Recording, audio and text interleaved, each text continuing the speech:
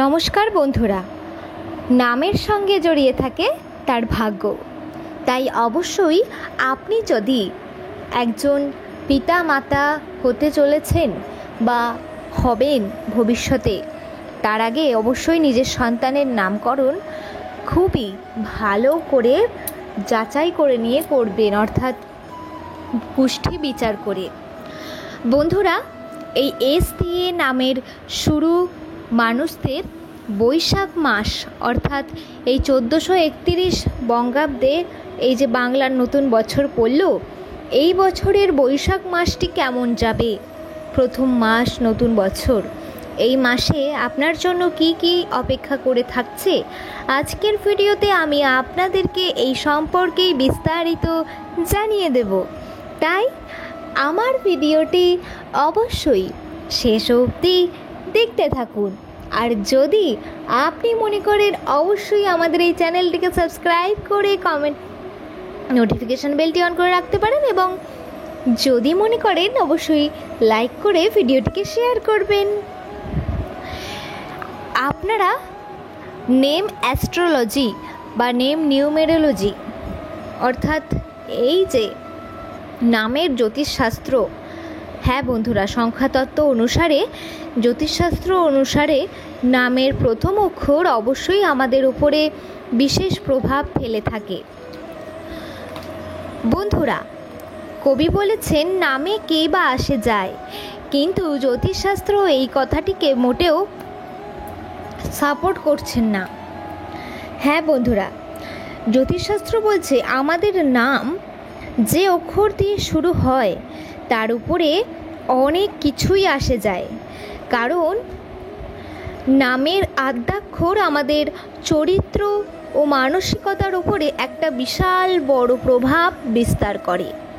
হ্যাঁ বন্ধুরা, আর একটা কথা তো ভুললে একদমই চলবে না, যে আমাদের নামই হলো আমাদের সব থেকে বড় পরিচয়। কি তাই তো? এবার বলবেন যে কেন এত কথা বলছি, মূল বিষয়ে আসছি না কেন?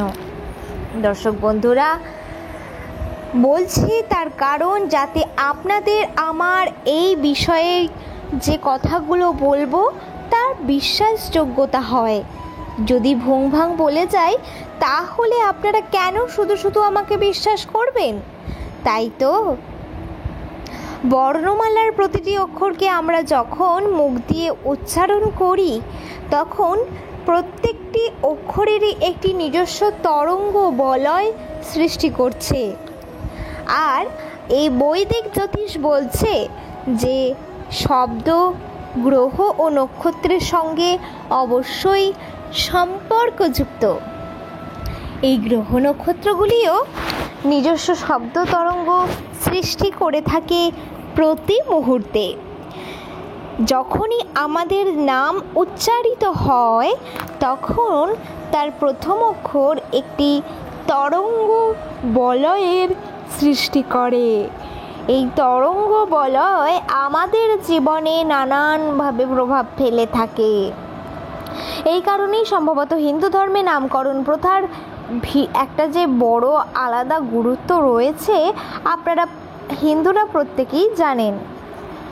তো বন্ধুরা, নিউমেরোলজি অনুসারে এস অক্ষরের উপরে 3 অর্থাৎ 3 এই সংখ্যাটির প্রভাব রয়েছে। জ্ঞান ও বুদ্ধির কারক গ্রহ হলো বৃহস্পতি। জ্যোতিষশাস্ত্র অনুসারে এস অক্ষরটি আসে শতভিষা নক্ষত্রের মধ্যে, যা রাহু, আপনারা জানেন রাহুকেতু এই রাহুর নিয়ন্ত্রণাধীন। আর এই অক্ষরের উপরে নিয়ন্ত্রণ রয়েছে কুম্ভ রাশির। কুম্ভ রাশির গ্রহাধিপতি হলেন শনি। এই রাশির জাতকরা তাদের সময়ের থেকে এগিয়ে থাকেন। বৃহস্পতি, শনি ও রাহুর প্রভাবে বুদ্ধিমান, জ্ঞানী, পরিশ্রমী এবং বিলাসপ্রিয় মানুষ হয়ে থাকেন এস নামের ব্যক্তিরা। তো দর্শক বন্ধুরা, এই বৈশাখ মাসে অবশ্যই আপনাদের নতুন কিছু একটা জিনিস আপনার বাড়িতে আসতে পারে, কোনো ইলেকট্রনিক জিনিস।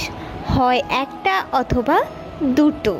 হ্যাঁ বন্ধুরা, আর একটি বিষয়, আপনি যদি আপনার সামর্থ্য থাকে, যাদের সামর্থ্য রয়েছে, তারা কিন্তু বাড়ি কেনার পরিকল্পনা করতে পারেন। হ্যাঁ বন্ধুরা, কারণ এই বছরটি আপনার জন্য বাড়ি কেনা শুভ হবে।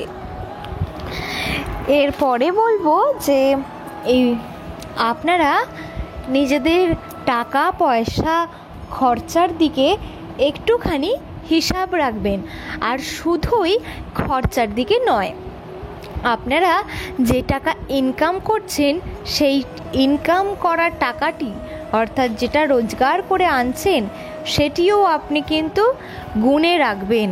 হ্যাঁ বন্ধুরা, আপনি এই যে গুণে রাখছেন না, বা যা টাকা আনছেন রেখে দিচ্ছেন চুপচাপ, কিন্তু সেটা করলে আপনার খরচা করার সময় অনেকটাই প্রবলেম হচ্ছে, বা আপনি এমন একটা জিনিসে ভুগবেন, একটা মানসিক অশান্তিতে ভুগবেন যে আপনার কাছে কত পরিমাণ টাকা আছে, আপনি কোনটা কিনতে পারবেন বা কিনতে পারবেন না, বা আপনার খরচ কতটা করতে পারবেন এই মাসে, এই নিয়ে আপনার মনের মধ্যে একটা দ্বন্দ্ব দ্বিধা চলবে। তা দর্শক বন্ধুরা, তাই বলছি যে গুণে রাখতে, যাতে আপনাদের সুবিধা হয়, আপনারা বুঝতে পারেন যে আপনার কাছে ঠিক কতটা পরিমাণ টাকা আছে, আর আপনি জীবনে ঠিক কতটা পরিমাণ খরচা করতে এগিয়ে যেতে পারবেন। আশা করি আমার কথাটি বুঝতে পেরেছেন। তো দর্শক বন্ধুরা,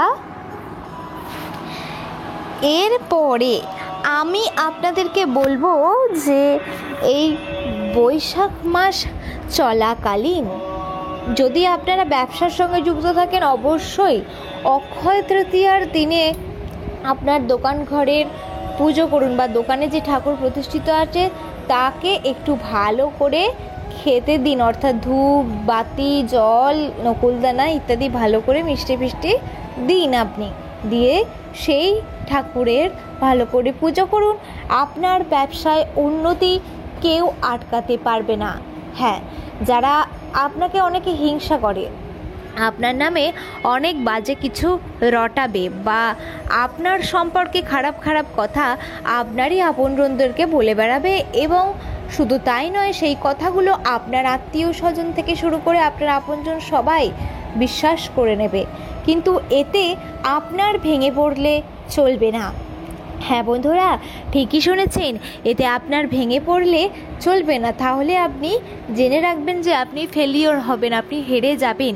আর তাই আপনাকে শক্ত থাকতে হবে, আর অন্যদের কথায় বেশি কান দিলে চলবে না, বা কারোর কথায় বেশি মাইন্ড করে বসে থাকলে চলবে না, তবেই আপনি আপনার জীবনে সাকসেস পাবেন।